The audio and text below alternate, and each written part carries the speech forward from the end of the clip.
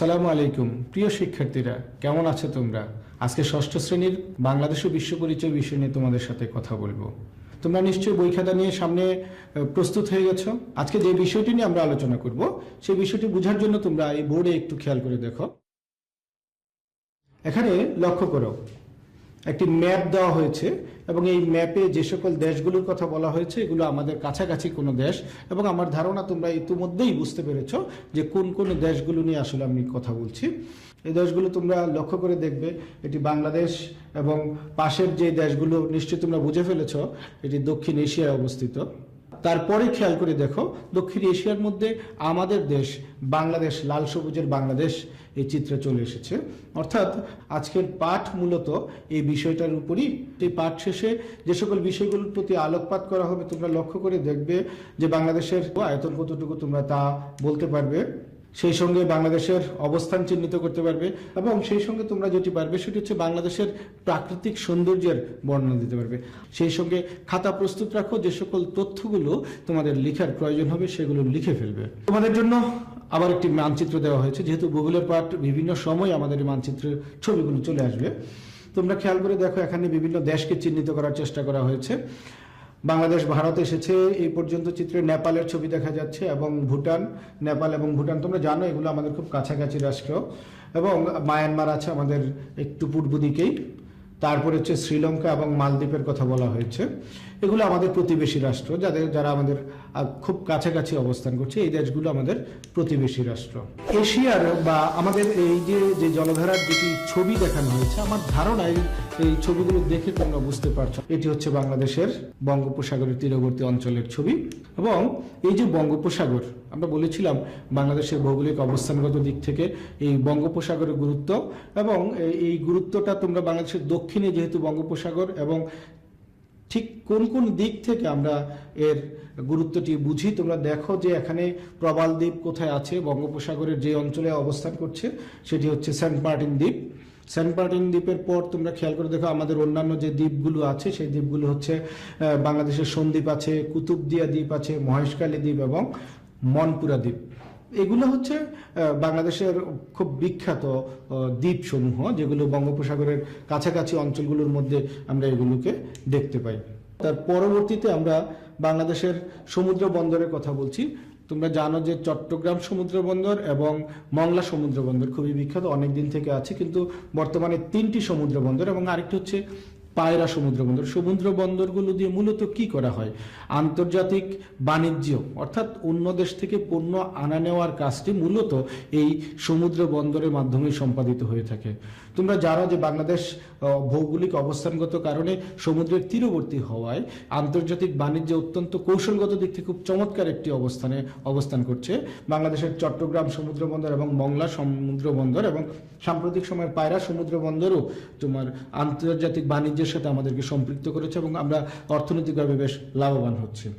এবং পর্যটন কেন্দ্র হিসেবে তোমরা জানো যে কক্সবাজার অত্যন্ত বিখ্যাত, পৃথিবীর সবচেয়ে দীর্ঘতম সমুদ্র বিচ, বালুকা বেলা বলতে যেটাকে বোঝাই, এটি হচ্ছে কক্সবাজার সমুদ্র সৈকত।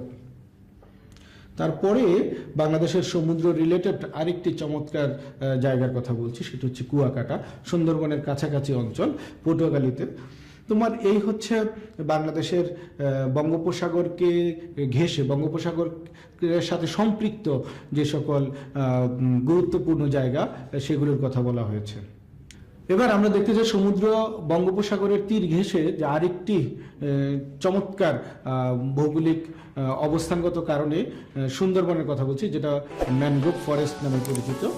এর অবস্থানটা কোথায় তোমরা খেয়াল করে দেখো, মানচিত্রটি লক্ষ্য করলে দেখবে যে বাংলাদেশের একটি অঞ্চল, বাগেরহাট, খুলনা, সাতক্ষীরা অঞ্চল জুড়ে এর ভৌগোলিক অবস্থান আছে। সেই সঙ্গে দেখো যে এই অংশটি কিন্তু আমাদের প্রতিবেশী দেশ ভারতের, অর্থাৎ বাংলাদেশ এবং ভারত এই দুটি দেশ মিলেই কিন্তু আমাদের এই ম্যানগ্রোভ বনাঞ্চল বা সুন্দরবন।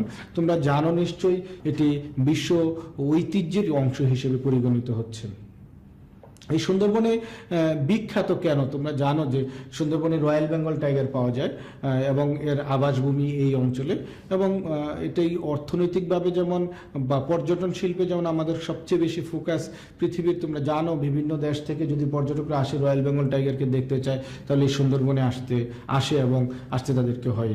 সুতরাং বাঘ আমাদের জীববৈচিত্র্যের যেমন একটি গুরুত্বপূর্ণ অংশ, সেই সঙ্গে সুন্দরবনে অবস্থান করা এটি আমাদেরও একটি সম্পদ। তোমরা জানো সুন্দরবনে চমৎকার হরিণ পাওয়া যায় এবং হরিণের অভয়ারণ্য হিসেবে চিহ্নিত করা হয়েছে সুন্দরবনকে। সুন্দরবনের এই অর্থনৈতিক গুরুত্বের পাশাপাশি আমরা যে বিষয়টি দেখতে চাই সেটি হচ্ছে মধু। তোমরা জানো যে সুন্দরবনকে কেন্দ্র করে প্রচুর মৌয়াল আছে, অর্থাৎ যারা মধু সংগ্রহ করে, এবং বাংলাদেশে অন্তত পক্ষে যারা আমরা আছি আমরা প্রত্যেকেই জানি যে সুন্দরবনের মধু খাঁটি মধু অন্তত পক্ষে অত্যন্ত চমৎকার, এবং মধু চাষিরা কিভাবে মধু সংগ্রহ করে তার একটি ছবি দেখানোর চেষ্টা করা হয়েছে। প্রিয় শিক্ষার্থীরা, আমি শুরুতে বলেছিলাম আজকে তোমাদেরকে নিয়ে আমি দেশের বিভিন্ন জায়গায় অন্ততপক্ষে ছবির মাধ্যমে তোমাদেরকে নিয়ে যাব। তোমরা লক্ষ্য করছো যে সুন্দরবনে মৌয়ালরা কিভাবে মধু সংগ্রহ করে থাকে। তোমরা জানো আমাদের আসবাবপত্র তৈরি করার জন্য কাঠের যে যোগান, অথবা ঘরের কাজে বিভিন্ন প্রয়োজনে কাঠ যেখানে ব্যবহৃত হয় তার একটি গুরুত্বপূর্ণ যোগান হচ্ছে সুন্দরবনের কাঠ থেকে আমরা সেটা সংগ্রহ করে থাকি। সেই সঙ্গে তোমরা খেয়াল করে দেখো যে সুন্দরবন কিন্তু মৎস্য সম্পদ আহরণেরও একটি গুরুত্বপূর্ণ জায়গা। সুন্দরবন থেকে আমরা মৎস্যও সংগ্রহ করে থাকি। অর্থাৎ অর্থনৈতিক দিক থেকে আমরা বলতে চাই যে সুন্দরবন যে শুধু দেখতে সুন্দর একটি বনভূমি তাই না, তার অনেকগুলো বৈশিষ্ট্য এবং বৈচিত্র্যে ভরপুর হচ্ছে সুন্দরবন। এ পর্যায়ে দেখো, আমি আগেই বলেছি তোমাদেরকে নিয়ে দেশের সুন্দরতম অনেক জায়গাগুলোতে আমরা আজকে অবস্থান করব। চিত্রগুলো দেখে তোমাদের ভালো লাগার কথা। আমি নাম বলছি না, তোমরা একটু দেখো। এই প্রত্যেকটা অঞ্চল বিভিন্ন ক্যালেন্ডারে কিংবা বিভিন্ন জায়গায় তোমরা যদি বিভিন্ন ভিজিটিং সাইট যদি দেখো, ইউটিউবে যদি সুন্দর বাংলাদেশের ওই সুন্দরতম প্রদর্শনীয় স্থানগুলো দেখতে চাও তাহলে এই স্থানগুলো তোমাদের সামনে চলে আসবে। এখানে কাপ্তাই লেকের কথা দেখানো হয়েছে এবং তার পাশেই তোমরা দেখো ঝুলন্ত সেতু, এটি রাঙ্গামাটিতে অবস্থিত, সেটি দেখানো হয়েছে। তারপর হচ্ছে পাহাড়ি ঝর্ণার কথা বলা হয়েছে, পাহাড়ি বসতি এবং সেখানকার ঘন মেঘ, অত্যন্ত চমৎকার এই দৃশ্যগুলো। এগুলো কোথাকার? অর্থাৎ প্রাকৃতিক সৌন্দর্যের রাঙ্গামাটির কথা বলা হচ্ছে। ভৌগোলিক অবস্থানগত কারণে তোমরা জানো বাংলাদেশের পাহাড়ি অঞ্চল যেগুলো, পার্বত্য চট্টগ্রামের রাঙ্গামাটি, বান্দরবন এবং খাগড়াছড়ি, এই তিনটি অঞ্চল সৌন্দর্যের লীলাভূমি। আজকের পাঠে তোমরা জানো যে আমরা বাংলাদেশের প্রাকৃতিক সৌন্দর্য নিয়েও আমরা আলোচনা করব। তারই অংশ হচ্ছে এই ছবিগুলো দেখে তোমরা বুঝতে পারছো যে রাঙ্গামাটি আসলে কতটা চমৎকার জায়গা। এখানে দেখো নীলগিরির ছবি আছে। আমার ধারণা নীলগিরি বলে তোমরা যদি কোনো ভিজিটিং সাইটে যাও এবং নীলগিরির চমৎকার চমৎকার দৃশ্য তোমরা স্থিরচিত্র কিংবা ভিডিও চিত্র অনেক সুন্দর দেখতে পাবে। এবং সেই সঙ্গে বাংলাদেশের সর্বোচ্চ পর্বতশৃঙ্গ বিজয়, সেটির ছবি দেখানো হয়েছে। পর্বতশৃঙ্গ, অন্যান্য পর্বতশৃঙ্গের সাধারণত ওদের ছবিগুলো কেমন হয় তা দেখানোর চেষ্টা করা হয়েছে। পাহাড়ি আঁকাবাঁকা পথ তোমরা লক্ষ্য করে অনেক দূর থেকে ছবিটি নেওয়া হয়েছে, অথচ পাহাড়ের কারণে এই রাস্তাগুলো কত আঁকাবাঁকা, এবং যারা এই অঞ্চলগুলোতে ভ্রমণ করে তারা জানে কতটা অ্যাডভেঞ্চারাস তাদের মধ্যে ক্রিয়েট হয় যে যখন এই সকল অঞ্চলগুলোর মধ্য দিয়ে তারা বিচরণ করে। এগুলো মূলত বান্দরবান জেলার পর্যটন কেন্দ্রগুলোর কথা বোঝানো হয়েছে। নীলগিরি, তারপর হচ্ছে বিজয়, পর্বতশৃঙ্গ সর্বোচ্চ বাংলাদেশের, তারপরে হচ্ছে তোমার পাহাড়ি আঁকাবাঁকা পথ, এই বান্দরবনের সৌন্দর্যের লীলাভূমির কথা বলা হয়েছে।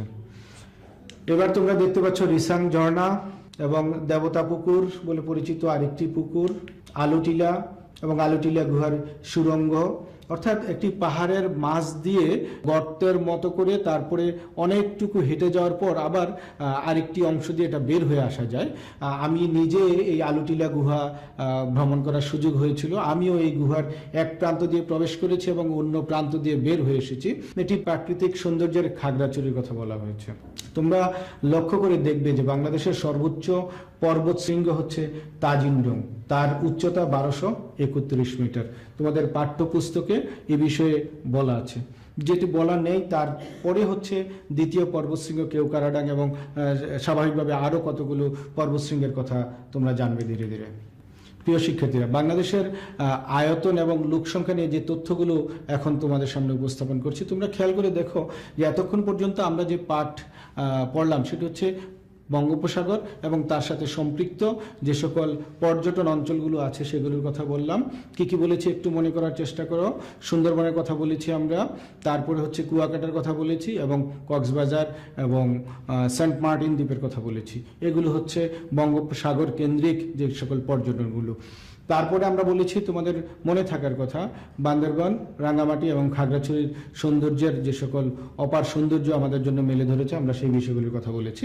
এই পর্যায়ে আমরা দেখতে চাচ্ছি যে বাংলাদেশের জনসংখ্যা এবং আয়তনের তথ্যগুলো কি কি আছে। বাংলাদেশের যে আয়তন, তোমরা জানো যে বাংলাদেশের আয়তন প্রায় 1,47,570 বর্গ কিলোমিটার। ভারতের সাথে আমাদের সীমানা চুক্তির পরও মোটামুটি বেশ কিছু জমি আমাদের অন্তর্ভুক্ত হয়েছে। এটি হচ্ছে আমাদের মূল ভূখণ্ডের বাংলাদেশের আয়তন হিসেবে এটি এখন পর্যন্ত পরিগণিত হয়। বাংলাদেশের জনসংখ্যার ক্ষেত্রে তোমরা লক্ষ্য করে দেখো যে এই জনসংখ্যা প্রায় 14,97,72,364 জন। তোমাদের কাছে মনে হচ্ছে যে এত কম জনসংখ্যা কেন? আসলে বিষয়টি হচ্ছে 2011 সালে যে আদমশুমারি রিপোর্ট, সেই তথ্যটি এখানে উপস্থাপন করা হয়েছে। 2011-এর পর 2021 সালে পুনরায় তোমার আদমশুমারি করা হবে, যে কারণে আমরা এই পুরাতন তথ্যটি ব্যবহার করেছি। হয়তো জনসংখ্যা এর মধ্যে স্বাভাবিক 2011-তে তোমার প্রায় 15 কোটি জনসংখ্যা, তারপরে আরও বেড়েছে। আমরা যে বিষয়টি তোমাদেরকে বোঝানোর চেষ্টা করছি সেটা হচ্ছে আদমশুমারির বিষয়টি তোমাদেরকে বোঝানোর চেষ্টা করলাম এক্ষেত্রে, যে আদমশুমারি 2011-তে হয়েছে, আবার 2021-এ হবে। প্রতি 10 বছর পর পর আদমশুমারি হয়। এ কারণে তোমার এখানে পুরাতন এই তথ্যটি তোমাদের পাঠ্যপুস্তকে দেওয়া হয়েছে। জনসংখ্যার ঘনত্বের দিক থেকে তোমরা জানো বাংলাদেশ অত্যন্ত ঘনবসতিপূর্ণ একটি দেশ। জনসংখ্যার ঘনত্বের দিক থেকে পৃথিবীর সবচেয়ে জনঘনত্বের দেশ হচ্ছে বাংলাদেশ। এদেশের মানুষের পেশা কি? বেশিরভাগ মানুষের পেশাই হচ্ছে কৃষির সাথে সম্পৃক্ততা। কৃষিকাজ করে এদেশের মানুষ জীবন জীবিকা নির্বাহ করে থাকে। কৃষিভিত্তিক মানুষের এই জীবন জীবিকা, তোমরা জানো যে বেশিরভাগ মানুষ গ্রামে বাস করে এবং তাদের পেশা কৃষি, এবং বর্তমান সময়ে অনেক মানুষই শহরে আসে। যে কোনো উন্নয়নমূলক কর্মকাণ্ডে গেলে প্রচুর মানুষকে আমাদের মাথায় রাখতে হয়। রাষ্ট্র যে কোনো উন্নয়ন কর্মকাণ্ড পরিচালনা করার সময় তাদেরকে ভাবতে হয় এই বিশাল জনগোষ্ঠীর সকল সুযোগ সুবিধা নিশ্চিত করা। তাই বাংলাদেশের আয়তন ও জনসংখ্যার দিক থেকে আমরা বলতে চাই যে উন্নতির অন্তরা হিসেবে জনসংখ্যাকে চিহ্নিত করা হয়েছে। প্রিয় শিক্ষার্থীরা, এই পর্যায়ে আমরা পাঠকে মূল্যায়ন করব, কিন্তু তার আগে আমি আরেকবার তোমাদেরকে বলতে যাচ্ছি, আমরা আজকে বাংলাদেশের ভৌগোলিক অবস্থান জানতে চেয়েছি, যে বোঝার চেষ্টা করেছি দক্ষিণ এশিয়ার মধ্যে ঠিক কোথায় বাংলাদেশের অবস্থান। তারপরে আমরা জেনেছি এর আয়তন কত, এর লোকসংখ্যা জনসংখ্যার ঘনত্ব কেমন ছিল সেটি। তারপরে হচ্ছে সৌন্দর্যের লীলাভূমি, বিভিন্ন পর্যটন কেন্দ্রগুলো কি কি আছে। এই পর্যায়ে আমরা এই পাঠ মূল্যায়নের জন্য তোমাদেরকে আমরা বলতে চাচ্ছি যে তোমরা খেয়াল করে দেখো, তোমরা এই ধরনের প্রশ্নের সাথে এই বছর থেকে আবার পরিচিত হবে। বাংলাদেশের সর্বোচ্চ পর্বতশৃঙ্গের নাম কি? আমার ধারণা তোমরা বলতে পারবে। তোমরা খেয়াল করে দেখো যে আমরা যদি সঠিক উত্তরটিতে টিক চিহ্ন দেই তাহলে কি আসে? বিজয়। এটি হচ্ছে, তোমরা জানো যে বান্দরবান জেলায় অবস্থিত। এবং পরে আরেকটি প্রশ্ন, আমাদের প্রতিবেশী দেশ, আমরা যখন দক্ষিণ এশিয়ার মানচিত্রটি শুরুতে দেখিয়েছিলাম সেখানে তোমরা যদি একটু মনে করার চেষ্টা করো, সেখানে ভারত ছিল, মায়ানমার ছিল এবং নেপাল ছিল। সুতরাং আমাদের সঠিক উত্তরটি হবে এটি। প্রিয় শিক্ষার্থীরা, এই ছবিটি দেখে তোমরা বুঝতে পারছো এটি সুন্দরবনের ছবি, কিন্তু এই সুন্দরবনটি মালিকানা কারা? এটি কি বাংলাদেশের, না ভারতের, না পাকিস্তানের, নাকি বাংলাদেশ ভারত উভয়ের? সঠিক উত্তরটি হচ্ছে বাংলাদেশ এবং ভারত, এই দুই দেশেই সুন্দরবন অবস্থিত। তোমাদের মনে থাকার কথা, তোমরা যখন আমি সুন্দরবনের মানচিত্রে সুন্দরবনের অবস্থান দেখিয়েছি তখন দেখেছো তার একটি বিশাল অংশ বাংলাদেশ এবং আরেকটি অংশ ভারতের মধ্যে পড়েছিল।